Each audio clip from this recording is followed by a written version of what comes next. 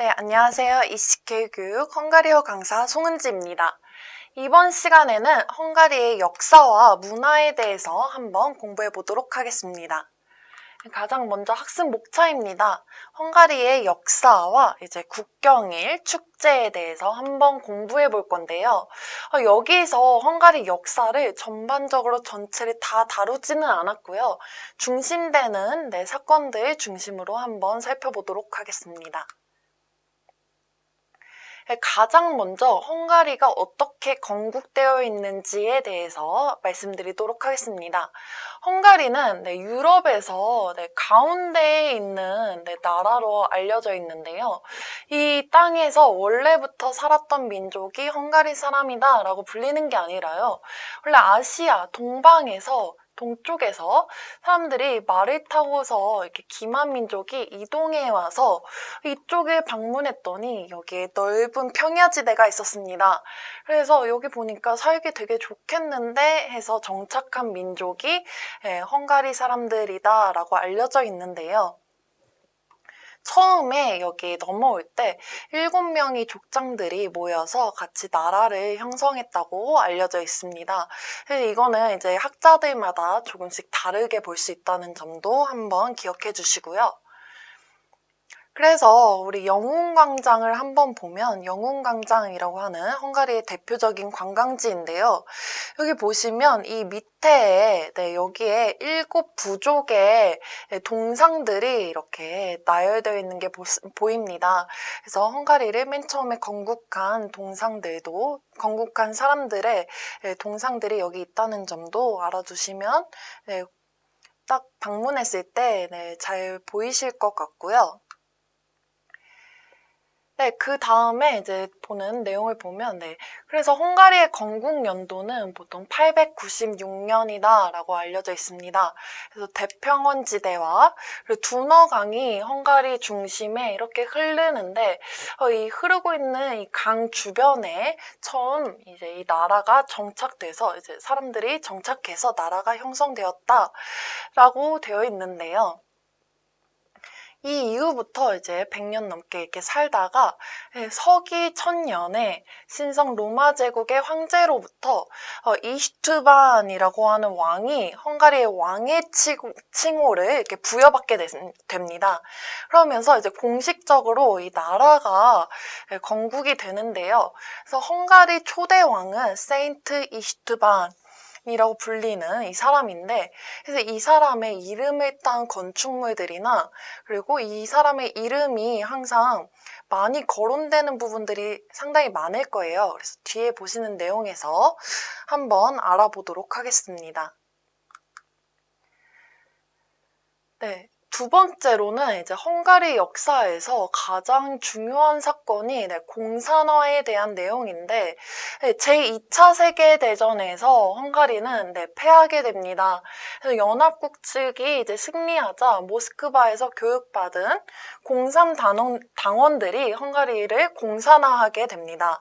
그래서 이제 이 공산주의가 딱 시작되면서 모든 교육기관이나 이제 기업들이 국유화가 되고요. 이제 나라의 소유가 되고, 땅들도 이제 다 나라의 소유가 됩니다. 그리고 이 정치 세력들이 헝가리의 모든 정권을 장악하게 되고요.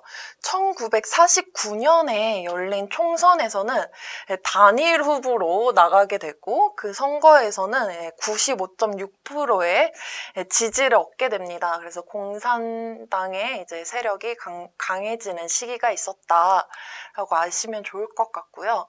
이렇게 지속되어 오다가 마침내 1989년에 공산주의 체제에서 체제 전환을 진행하게 됩니다.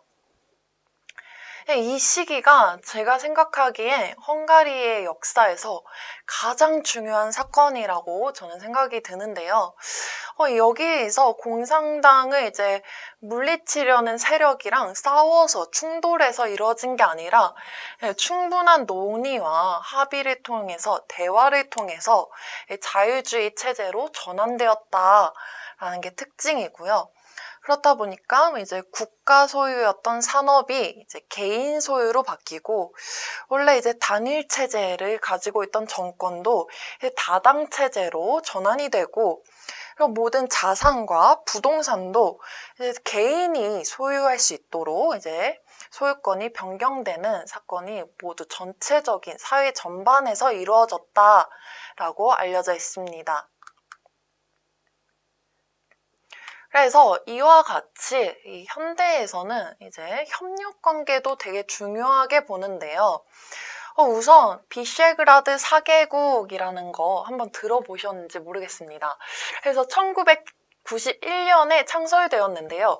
앞에서 체제 전환이 1989년에 이루어졌다고 했습니다.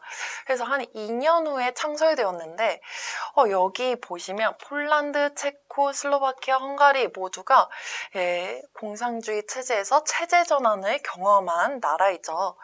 그래서 이 나라들끼리 우리 같이 협력을 해서 이 밑에 보시는 나토에도 가입을 하고 유럽연합에도 같이 가입을 하자. 해서 이 네 국가가 이제 같이 협력할 수 있는 협력 목적에 이제 이 그룹을 비셰그라드 4개국 그룹을 창설했는데요. 이 이후에도 이제 이 밑에 보시면 뭐 나토에도 가입하고 유럽연합에도 가입하게 됩니다. 이 이후에 그러면 이 그룹이 없어졌냐라고 물으시는 분들도 있는데요. 협력을 하다 보니까 많은 성과들이 이루어내고 있습니다. 그래서 지금까지도 계속해서 이 협력 체제는 계속 이루어지고 있는 중이고요. 그 다음에 헝가리가 속해져 있는 기구 하나인 북대서양 조약기구라고 불리는 나토라고도 불리죠. 이 기구에는 1999년에 가입하게 되었습니다. 이 기구 같은 경우에는 약간 그 비슷한 지역에 있는 북대서양 쪽에 있는 지구에 군사적, 경제적 이런 지원을 같이 하는 목적으로 되어 있는 기구이고요. 이거는 헝가리는 1999년에 가입이 되었고, 그리고 이제 또 중요한 사건 중에 하나죠. 그래서 2004년에는 헝가리가 유럽연합에 가입하게 됩니다. 유럽연합의 목적은 유럽의 정치, 경제, 문화 통합을 같이 하자. 이런 부분들이 다 다르는데 우리들이 다 같이 모여있는 나라니까 차이가 너무 많더라. 그래서 이런 것을 우리가 같이 협력하고 통합하자라는 목적으로 만든 연합기구입니다. 이 기구도 이제 2004년에 가입하게 되고 아까 보셨던 비셰그라드 국가들도 다 이때 가입하게 됩니다. 그 다음에 쉥겐 조약인데요. 네, 쉥겐 조약 들어보신 분들도 있을 것 같은데 여기에는 2007년에 이제 가입하게 됐는데요. 이거는 유럽 국가들 간의 자유로운 이동을 보장하는 국경 통행을 이제 협약한 건데요. 이게 무슨 말이냐면 원래 유럽 국가들 간에 이제 이동할 때도 계속 검문을 하고 지금도 검문을 하고 있지만 이제 여권에다가 스탬프도 찍고 하는 문화가 있었었는데 쉥겐 조약을 이제 체결하면서 자유롭게 왔다 갔다 할 수 있게끔 우리가 다 양보해주자라고 하는 조약으로 생각하면 되겠고요.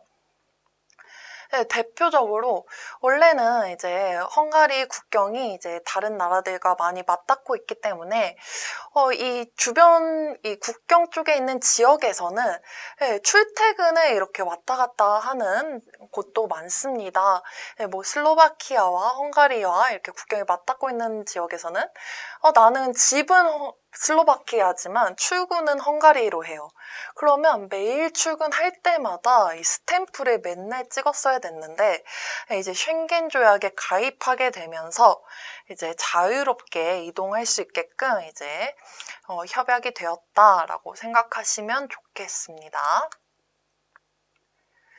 그 다음에 이 다음에도 뭐 국제부흥개발은행이나 국제개발협회 아니면 IMF라고 불리는 국제통화기금이나 뭐 OECD, WTO, UN 등에도 헝가리는 다 가입되어 있고요.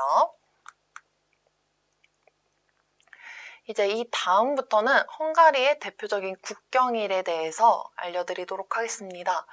가장 먼저 헝가리 사람들이 가장 중요하게 생각하는 국경일인데요. 1848년 헝가리 혁명기념일이라고 불립니다. 그래서 이 혁명일은 1848년 3월 15일에 이루어졌는데요. 헝가리가 합스부르크의 통치를 받던 시기였습니다. 그때 이제 헝가리가 이 왕가의 통치로부터 독립하기 위해서 혁명을 일으켰습니다. 헝가리의 이제 혁명가들이 우리 독립하겠다 이러면서 혁명을 일으켰는데요.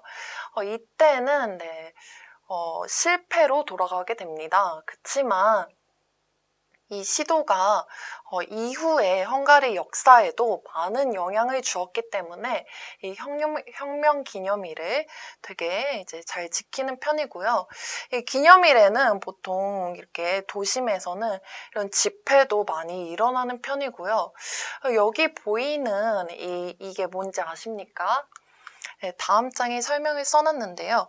코케이드라고 불립니다. 코케이드라고 불리는데 이게 헝가리의 혁명에 참여한 사람들을 추모하겠다라고 하는 이런 장식인데 그래서 옷에다가 이렇게 지니고 이날에는 옷에다가 이렇게 착용하는 편입니다.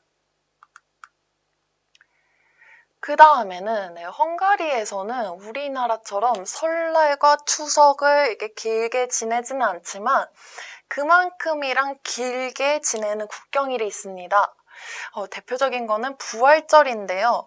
보통 부활절은 3월 넷째 주에서 4월 넷째 주 사이에 일주일 정도가 이제 부활 주간이라고 정해지는데요. 이거는 이제 매년 이 시기에 따라서 달라지기 때문에 날짜를 정확하게 표기하진 않았고요. 헝가리에서 부활절에 뭘 하냐면요. 여기 사진에 보시면 우리가 처음 보는 문화로 보일 거예요. 물을 이렇게 뿌리는 문화가 있습니다. 물 뿌리기 축제라고도 진행되는데요. 그리고 이제 이렇게 보이는 계란에 예쁘게 이렇게 장식을 해서 선물하는, 같이 선물해서 예수의 부활을 기념하는 그런 행사가 같이 진행됩니다. 그래서 이 물 뿌리기 축제 같은 경우에는요, 헝가리 전 지역에서 진행되는 것은 아니고 홀로크라고 하는 마을이 있습니다. 이 마을에서 주로 진행되는 축제이고요. 매년 부활절 축제가 같이 개최됩니다. 그래서 물뿌리기 축제뿐만 아니라 무슨 퍼레이드나 아니면 음식 그런 축제 현장 같이 볼 수 있으니까요. 이것도 참고하시면 좋을 것 같고, 다음으로 이제 헝가리에서 이제 또 중요하게 지내는 게 크리스마스인데요. 이게 예수님의 탄생을 이제 기원한 거죠. 그래서 12월 25일에 진행되는데 아름답게 헝가리에 이런 트리들이 많이 장식되고 도시에는 이제 크리스마스 마켓이 열리게 됩니다. 그래서 크리스마스 마켓에 가면 헝가리 전통 와인이나 전통 음식들도 맛볼 수 있고요. 아기자기한 소품들도 많이 파니까 여기 방문해 보시는 것도 추천드리고요. 제가 한 가지의 표현을 같이 이제 가져왔는데 헝가리어로 이제 크리스마스를 잘 보내세요라고 하는 인사말입니다. 보통 우리는 메리 크리스마스, 영어로도 한국어로도 메리 크리스마스라는 표현을 쓰는데요. 헝가리 사람들은 메리 크리스마스보다는 이 표현을 많이 씁니다. 그래서 볼독 꺼라초니 끼바녹, 끼바녹을 생략하고서 말을 하면 조금 더 가볍게 얘기할 수 있는데요. 그래서 볼독 꺼라초니 이렇게 하면 행복한 크리스마스를 끼바녹 하면 기원합니다 라는 뜻이 있습니다. 다음으로는 신년 전야입니다. 이날은 사실 공식적인 빨간 날, 공식적인 휴일은 아닙니다. 그래서 비공식 휴일 이렇게 써놨는데요. 그렇지만 제가 여기 가져온 게 우리나라에는 없는 특이한 그런 기념하는 휴일이어서 제가 갖고 왔습니다. 헝가리어로는 실베스테르라고 불리는데요. 이날은 새해가 되기 바로 전날 12월 31일의 밤을 얘기하는 겁니다. 그래서 이날을 보시면 한 해를 보내고 새해를 기념하면서 도시 곳곳에 이제 축제들과 보시면 이렇게 불꽃놀이들이 같이 이루어지는데요. 헝가리에서 이제 가장 큰 규모로도 이루어지는 불꽃놀이가 두너강 강변에서 진행되기 때문에 이때도 한번 방문해 보시면 좋을 것 같고, 네, 이제부터는 이제 축제에 대해서 한번 말씀드리도록 하겠습니다. 가장 먼저 보는 축제는 성 이슈트반의 날입니다. 그래서 세인트 이슈트반 넙 이렇게 불리는데요. 성 이슈트반 아까 기억하시나요? 이슈트반 왕 떠올리시면 잘 기억하신 건데요. 이슈트반은 누구였냐면 헝가리에서 처음 왕의 칭호를 받은 사람입니다. 그래서 초대 왕으로 알려져 있는데요. 이 사람을 기념하면서, 그러면 이 헝가리가 이제 건국된 날을 기념한다라고 생각하시면 좋을 것 같고요. 그래서 건국기념일이라고도 불립니다. 그래서 이 날에 도시 곳곳에서는 축제가 열리는데요. 여기는 지금 두너강 주변에 있는 곳에 사람들이 이렇게 모여져 있습니다. 사람들이 왜 모여져 있는지 알까요? 여기에서는 이제 불꽃놀이가 밤에 크게 열리기 때문에 사람들이 미리 이렇게 자리를 잡아놓은 모습을 보이고요. 그 다음에 여기서는 무대가 또 설치가 되고, 여기 아마 이쪽에 무대가 있었던 것 같아요. 그래서 무대에 공연을 보기 위해서 사람들이 이렇게 모이는 모습도 같이 볼 수 있습니다. 그래서 여기 이슈트반 날에서는 이제 이렇게 불꽃놀이가 보통 진행이 같이 되고요. 매년 8월 20일이 건국일이에요. 그래서 건국일 이때를 이제 기준으로 4에서 5일 동안 각종 행사와 불꽃놀이가 같이 열린다. 그렇지만 이제 이날에는 대규모 집회도 열리는 경우들이 있습니다. 그렇기 때문에 이제 외국인의 입장으로서 우리나라 사람들은 조금 이제 다니는 것에 조심을 해야 된다라고 생각해 주시면 좋을 것 같고요. 다음 보실 축제는 부다페스트 와인 축제인데요. 여기 어딘지 아실까요? 여기는 부다성 위치예요. 부더이 성이라고 불리는데, 부더이바르라고 하는데, 부더성에서 와인 축제가 열리는 현장을 제가 사진을 가지고 왔는데요. 이것도 부다페스트, 헝가리 하면 와인이 굉장히 유명한 나라 중에 하나죠. 그렇기 때문에 부다페스트 보르 하면 와인이라는 뜻이고, 페스티벌 하면 축제라는 뜻입니다.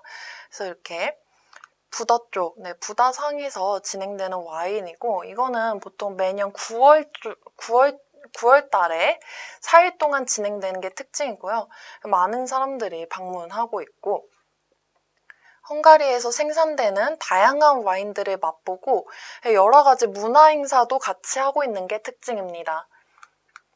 그 다음에 보실 축제는 시게트 페스티벌이라고 하는데요. 시게트는 무슨 뜻이냐면 섬이란 뜻이에요. 페스티벌은 축제라는 뜻이고, 섬축제, 왜 섬축제냐면요. 부다페스트에 위치한 섬에서 열리는 축제이고요. 여기 보시는 사진처럼 무대가 있고, 이렇게 가수들, 그리고 여기 사람들이 엄청 많이 모여져 있습니다. 이 축제하면 어떤 거를 떠올리시면 딱 좋냐면 한국의 락 페스티벌 비슷하게 진행되는 축제인데요. 매년 8월 정도에 진행되고, 부다페스트의 오브더 섬에서 진행되고, 유럽에서 이렇게 락 페스티벌처럼 열리는 그런 형식의 현대적인 팝 가수들이 방문하는 축제 중에 유럽에서 가장 큰 축제 중에 하나입니다. 그렇기 때문에 타국가에서도 이 축제 시기에 맞춰서 많이 방문자가 많은 편이고요. 유명한 가수들의 공연이 진행됩니다. 그 다음에 이제 전통 축제의 모습인데요. 이거는 모아치 부쇼야라시라고 하는데, 모아치는 지역 이름이고요. 부쇼야라시 하면, 네, 이런 탈을 쓴 의상을 뜻합니다. 여기 보시면 되게 이렇게 털이 많고, 얼굴도 좀 무섭게 생기고, 뿔도 있고요. 이렇게 거리에서는 이런 탈의 모습도 같이 판매하죠. 모아치 지방에서 열리는 부쇼야라시라는 축제인데, 이 축제에 대해서 한번 보면 여기에서 전통 가면과 아까 보셨던 그런 가면과 커다란 털옷을 입고 전통 음악에 맞춰서 춤도 추고 퍼레이드도 같이 하고 있습니다. 이거 왜 하냐면요. 원래 헝가리는 오스만 투르크족의 이제 침략을 이렇게 받게 됩니다. 근데 여기에 이제 모아치라는 지역이 이쪽에 아래쪽에 이렇게 위치하고 있는데요. 오스만 투르크가 이렇게 딱 들어왔을 때 처음으로 이제 맞닥뜨린 곳이 모아치 지역이었습니다. 그래서 이때 모아치 사람들이 이런 무서운 모습을 하고서 이 사람을 물리쳤다는 이제 전설이 있는데요. 역사적으로는 물리쳤다고 보기가 어렵습니다. 그래서 조금 아픈 역사도 있긴 하지만 이 모아치 전투는 좀 아픈 역사가 있긴 하지만 이런 문화가 있었다라는 거에서 이것을 또 기념하기 위해서 이런 축제가 지금까지도 진행된다 생각하시면 좋을 것 같고요. 네, 여기까지 해서 헝가리의 역사와 그리고 문화들, 그리고 축제들에 대해서 함께 공부해 봤습니다. 그래서 헝가리에서는 우리나라와 다른 국경일들도 있고 우리가 보기에 좀 생소했던 축제들도 있는데요. 이 부분들도 이제 잘 기억하셨다가 헝가리에 방문하셨을 때 이 지역들의 이 축제에 꼭 방문을 같이 하셔서 그 나라의 문화를 많이 경험해 보시는 그런 기회가 되셨으면 좋겠습니다. 네, 감사합니다. 다음 시간에 뵙도록 하겠습니다.